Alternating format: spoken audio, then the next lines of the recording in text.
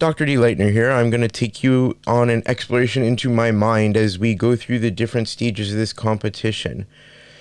This first stage, I chose to start on the left-hand side, first of all, so that I would minimize impact on my legs, as I had to get into a very tight position here to get an angle on these shots. As you can see, my shooting at range and distance is not so great right now. I need to practice that. The range where I shoot doesn't allow for long-range practice. It's something I need to improve on. Second round, though, one shot each of the plate and the popper, plus the distance shots, 2 shots per target. Targets are divided into 3 sections. The alpha, the Charlie, and the delta. Alpha is worth 5 points, Charlie is worth 3 points, and delta is worth 1 point for someone shooting a 9mm cartridge, which is what I'm shooting here. This is my second major long-range issue. I'm obviously trying to shoot these from way too far away. I had the opportunity to move forward and try these, and later on you'll notice that I actually do finish up with this set of poppers at a much closer distance of 15 meters. Over here, I switched my mag, and you'll notice that I forgot to actually cock it, meaning I'd finished my magazine and had not realized it, which means I wasn't taking into consideration how many shots I'd fired previously. Something to work on next time. Here, from a closer range, much easier to hit the large poppers. As you can hear me announce, I'm coming out because I have to go outside of the designated area in order to actually get to the last 2 targets here, and a cleared gun and a check by the range officer. This stage is slightly different. Rather than 2 shots per target, we're only going to take 1 shot per target.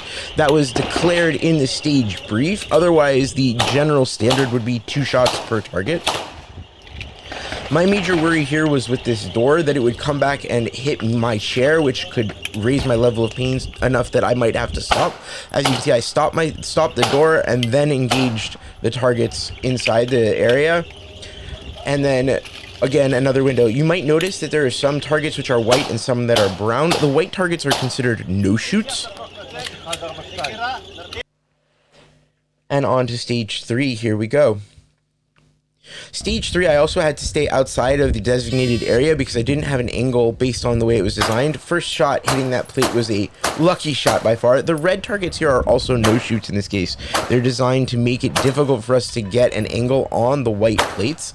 As you can see, there's one set of targets off to the left that I was able to fire at through that window, and then I had to move in order to get to this last target. This last target being a precision target with lots of no-shoots around it.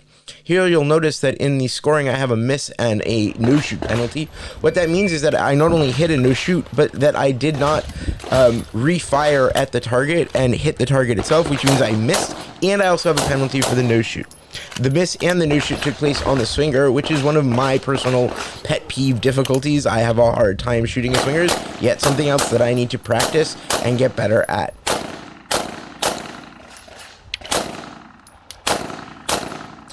You may notice that I dropped my mag on a completely empty chamber, which was open. When I find my new position, I reload and close the chamber to allow me to continue firing. I probably should have taken another shot at the swinger at that point, just for safety's sake.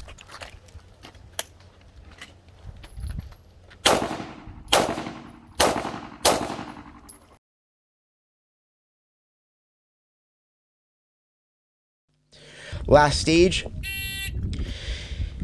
Here you'll notice something which actually goes against the rules, and I had to get special dispensation. You're not allowed to holster or unholster a firearm underneath a Cooper tunnel. However, due to my limited maneuverability and my need to holster in order to maneuver, I was given special dispensation to allow me to do that.